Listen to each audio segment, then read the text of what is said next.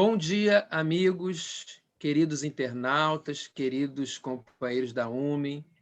Nós estamos agora envolvidos por essa vibração do nosso culto do Evangelho segundo o Espiritismo na forma online. Que todos sejam muito bem-vindos a esse culto. Lembrando que ele está disponível a qualquer momento do dia, qualquer hora, no canal da UME. Mas podemos também assistir a hora que nós determinamos, que é 9 horas da segunda-feira, da manhã de segunda-feira, que vai preparar a nossa semana. Mas se você não assistiu segunda-feira às 9 horas, você pode assistir em qualquer outro momento. Também no canal da UME nós temos as nossas palestras no YouTube, né? E tem também o Facebook, outras redes sociais da UME, onde você pode encontrar outros grupos para se associar, para poder participar. Então, hoje nós vamos dar continuidade a esse culto, com muita alegria, que inunde o coração de todos vocês. Hoje o nosso tema é o capítulo 2, Meu Reino Não É Deste Mundo, o item 1 e o item 5. E eu vou fazer a página inicial e logo a seguir, na sequência, eu faço a prece para preparar o nosso momento. E a página que eu escolhi é o capítulo 133 do livro Pão Nosso, pelo Espírito de Emmanuel, que é psicografado por Francisco Cândido Xavier. Ele diz assim: o grande futuro, mas agora o meu reino não é daqui. Jesus, em João, capítulo 18, versículo 36. Desde os primórdios do cristianismo, observamos aprendizes que se retiram deliberadamente do mundo, alegando que o reino do Senhor não pertence à terra. Ajoelham-se por tempo indeterminado nas casas de adoração e acreditam efetuar na fuga a realização da santidade. Muitos cruzam os braços à frente dos serviços de regeneração e, quando interrogados, expressam revolta pelos quadros chocantes que a experiência terrena lhes oferece, reportando-se ao Cristo diante de Pilatos, quando o Mestre asseverou que o seu reino ainda não se instalara nos círculos da luta humana. No entanto, é justo ponderar que o Cristo não deserdou o planeta. A palavra dele não afiançou a negação absoluta da felicidade celeste para a Terra, mas apenas definiu a paisagem então existente, sem esquecer a esperança no porvir. O Mestre esclareceu: mas agora o meu reino não é daqui. Semelhante afirmativa revela-lhe a confiança. Jesus, portanto, não pode endossar a falsa atitude dos operários em desalento, tão só porque a sombra se fez mais densa em torno de problemas transitórios, ou porque as feridas humanas se fazem por vezes mais dolorosas. Tais ocorrências, muitas vezes, obedecem à pura ilusão visual. A atividade divina jamais cessa, e justamente no quadro da luta benéfica é que o discípulo esculpirá a própria vitória. Não nos cabe, pois, a deserção pela atitude contemplativa, e sim avançar confiantemente para o grande futuro. Página linda. Vamos então elevar nossos pensamentos a Jesus, aos nossos benfeitores, que com certeza, pelos vínculos que estamos construindo agora na nossa mente, nos nossos corações, estamos vinculados pelos corações e pelas mentes, atendendo ao convite da UME e dos benfeitores. Então, vamos elevar nosso pensamento, agradecendo por estarmos aqui, por atendermos este convite e por estarmos aqui de coração aberto para recebermos estas influências benéficas que descem do plano superior espiritual para inundar o nosso lar, nosso mundo íntimo, nossos entes queridos. E que essa comunhão de pensamentos, essa comunhão de emoções, possa também ser destinada àqueles que estão passando por problemas muito graves e que estão também em nossos corações. Que Jesus nos abençoe, nos envolva e nos dê uma segunda-feira maravilhosa, preparando o nosso coração para a semana que virá. Que assim seja, Senhor, graças a Deus. E agora nós vamos ter a nossa querida Eugênia para comentar esse capítulo 2. Seja bem-vinda também, Eugênia. Obrigada, Darcy. Obrigada, amigos. Um bom dia para todos, né? Depois dessa prece junina e essa página comovedora que o Darcy, o nosso amigo, nos trouxe. Então, como já foi falado, o capítulo que vamos abordar hoje do Evangelho segundo o Espiritismo é o capítulo 2, Meu reino não é deste mundo. Vou passar a leitura, né, do item 1 desse capítulo. Pilatos, tendo entrado de novo no palácio e feito vir Jesus à sua presença, perguntou-lhe: És o rei dos judeus? Respondeu-lhe Jesus: Meu reino não é deste mundo. Se o meu reino fosse deste mundo, a minha gente houvera combatido para impedir que eu caísse nas mãos dos judeus. Mas o meu reino ainda não é aqui. Disse-lhe então Pilatos: És, pois, rei? Jesus lhe respondeu: Tu o dizes, sou rei. Não nasci e não vim a este mundo senão para dar testemunho da verdade. Aquele que pertence à verdade escuta a minha voz. Essa é uma passagem narrada, né, pelo Evangelho de João, capítulo 18, versículos 33, 36 e 37. Né? Então, por essa passagem do Evangelho de Jesus, ela se refere, né, à vida futura, que se apresenta como uma meta para que a humanidade irá ter. Todo cristão, ele crê na vida futura, embora ele não tenha uma ideia muito precisa, né, do que seja, do que ela representa, né, do que a vida futura representa. O Espiritismo ele veio completar nesse ponto, como em outros, os ensinamentos do Mestre Jesus.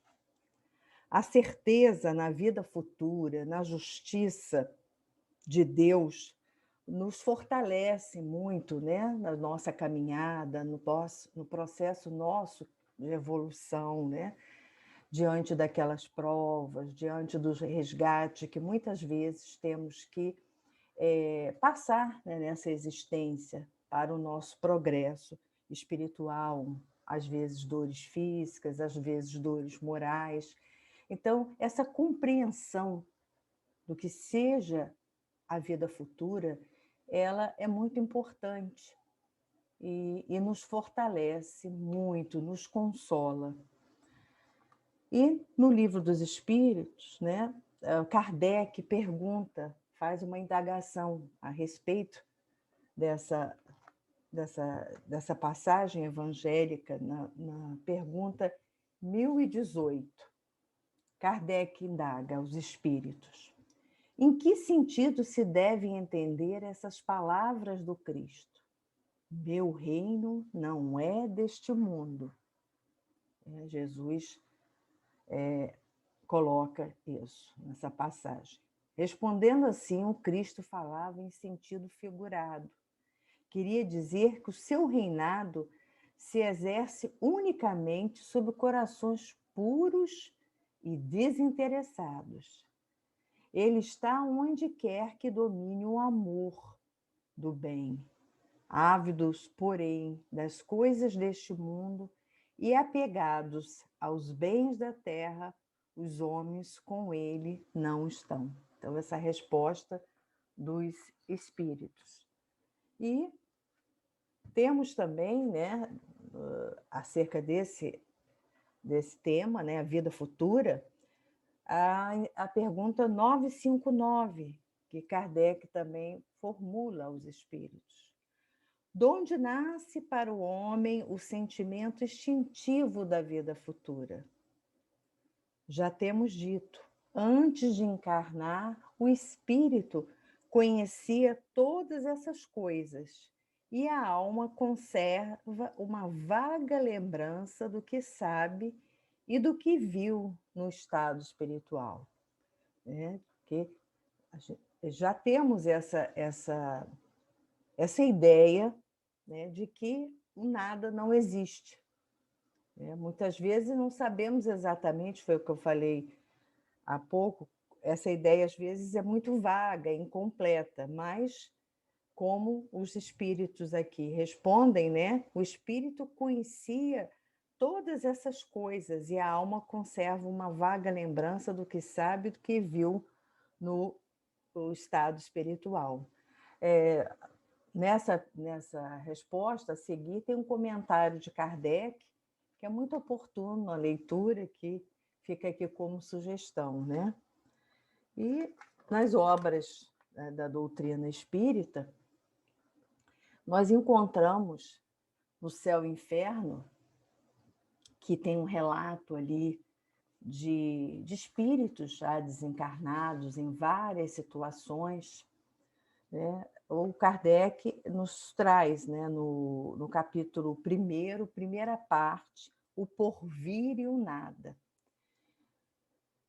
No item 14, instintivamente tem o homem a crença no futuro, mas, não possuindo até agora nenhuma base certa para o defini-lo, a sua imaginação fantasiou os sistemas que originaram a diversidade de crenças. A doutrina espírita sobre o futuro, não sendo uma obra de imaginação arquitetada engenhosamente, porém o resultado da observação de fatos materiais que se desdobram hoje à nossa vista, consagrará as opiniões divergentes e trará gradualmente, pela força das coisas, a unidade de crenças sobre este ponto, não já baseada em simples hipótese, mas na certeza, né, da existência do mundo espiritual. Temos também no Céu e Inferno ainda, agora na segunda parte, no capítulo O Passamento, sobre a vida futura ainda. A vida futura é uma realidade que se desenrola incessantemente a seus olhos.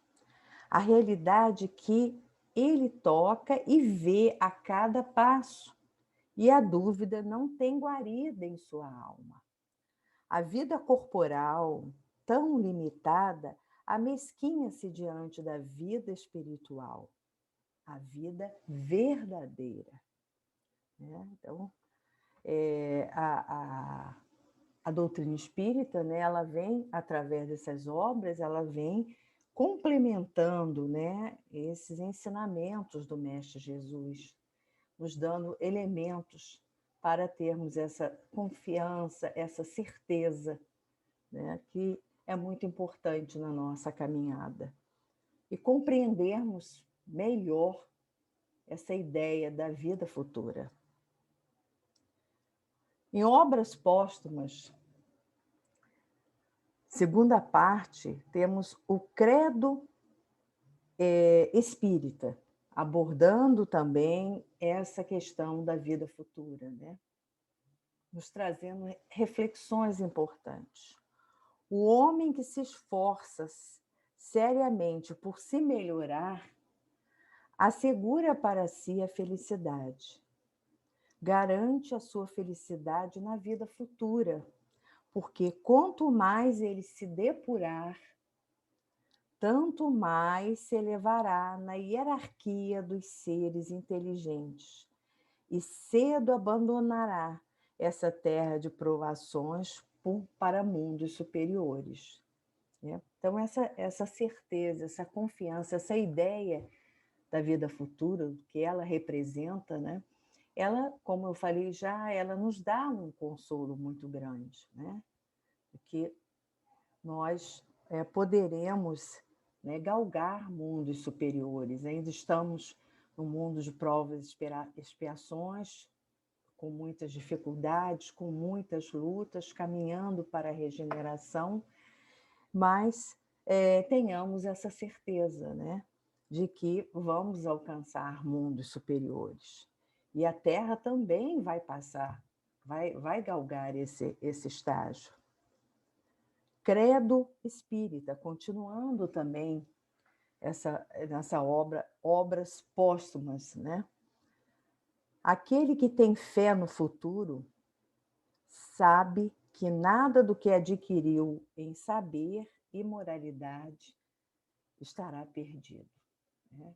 Olha essa importância, né, dessa confiança, que o trabalho de hoje se dará seus frutos no amanhã, que ele próprio fará parte das gerações porvindouras, mais adiantadas e mais ditosas. É um mundo melhor, nós vamos usufruir. Né?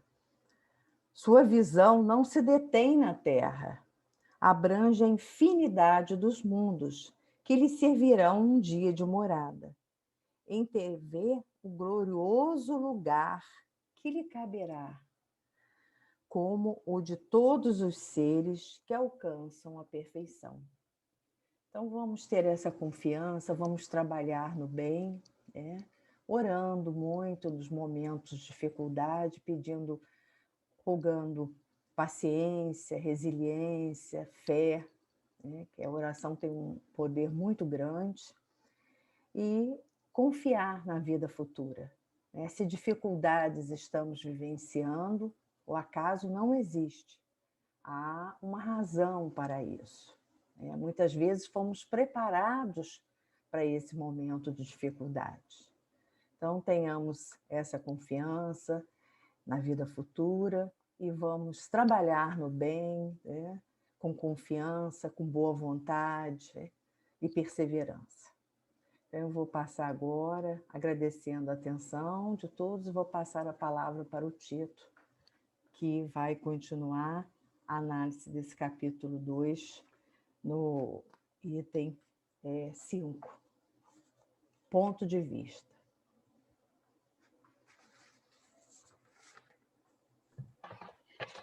Muito bem, bom dia a todos.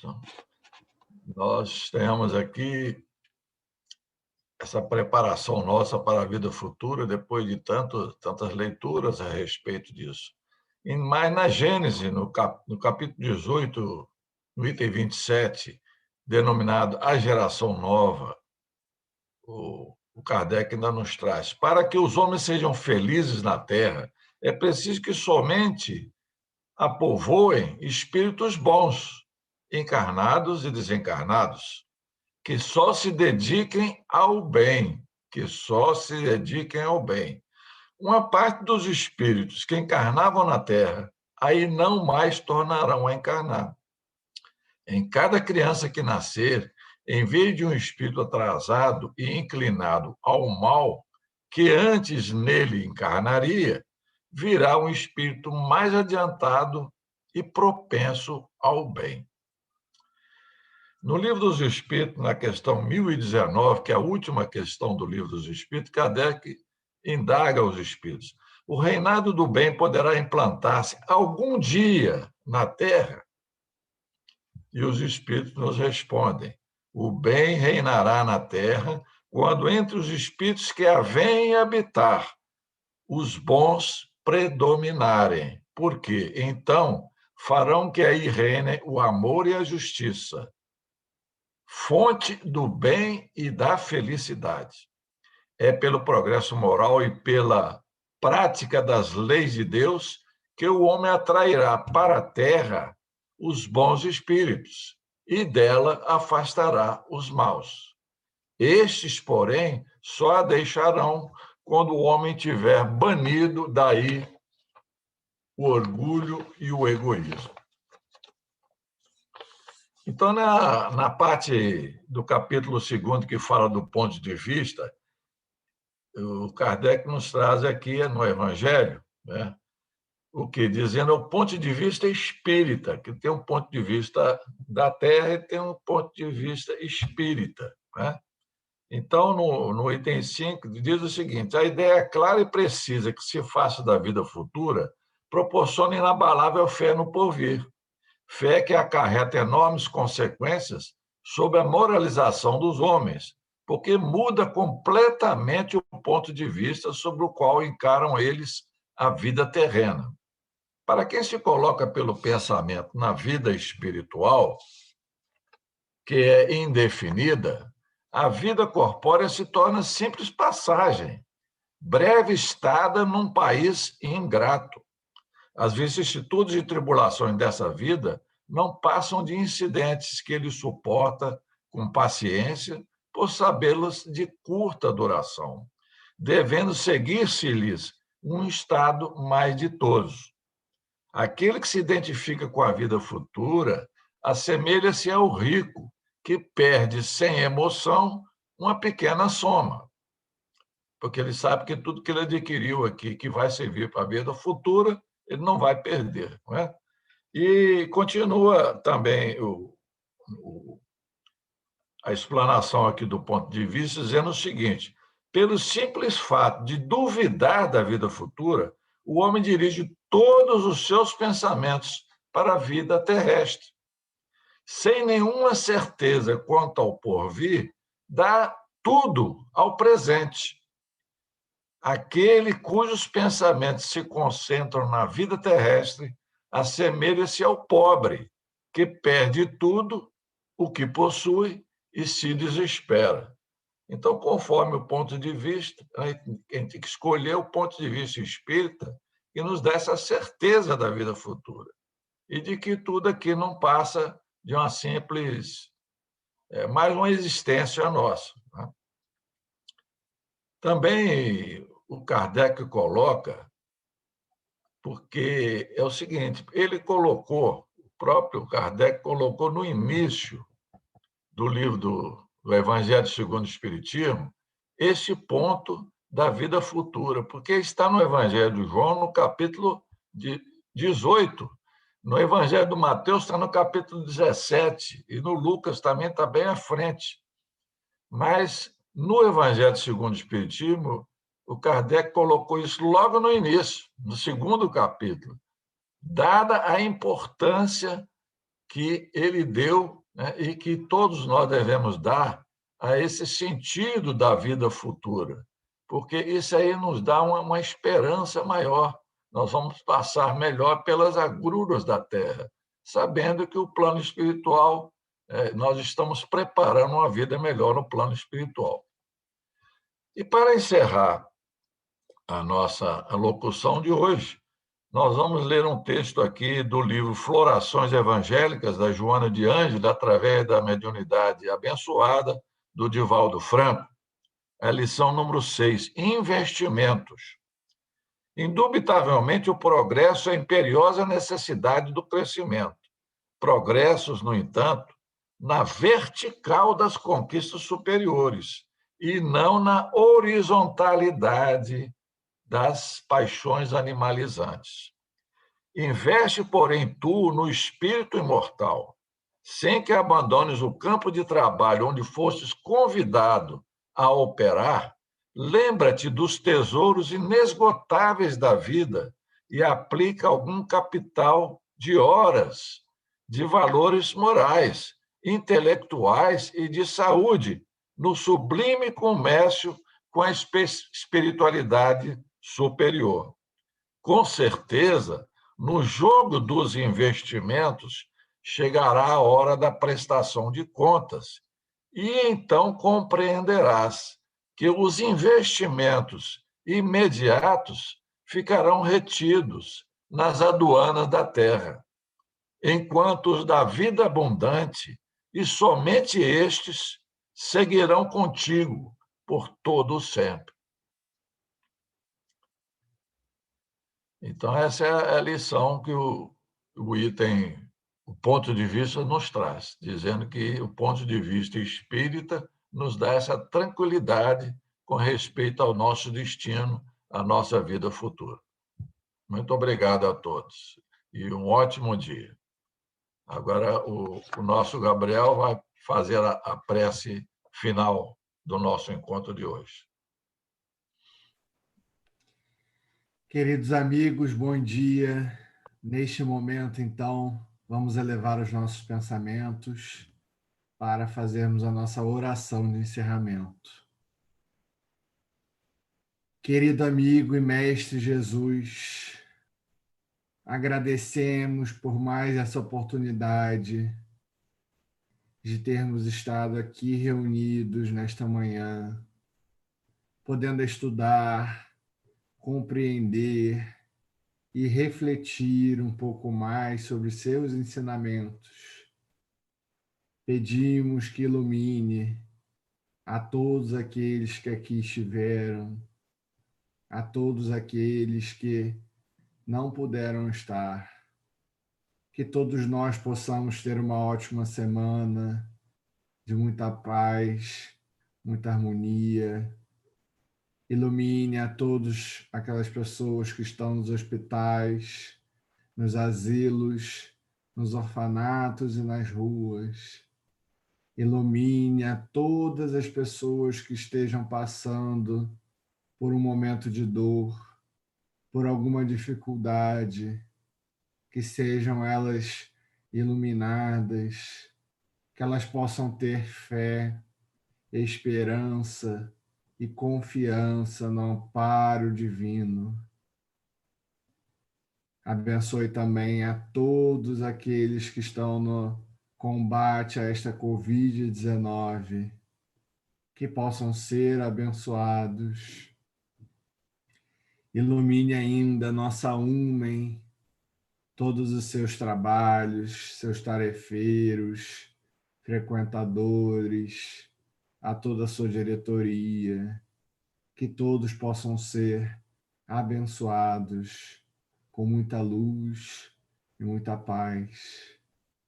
Agradecemos mais uma vez, Senhor, por esta oportunidade, que todos nós possamos ter uma ótima semana e que possamos estar reunidos mais uma vez na próxima segunda, para que possamos estudar e refletir cada vez mais sobre o Evangelho de Jesus e a nossa doutrina espírita.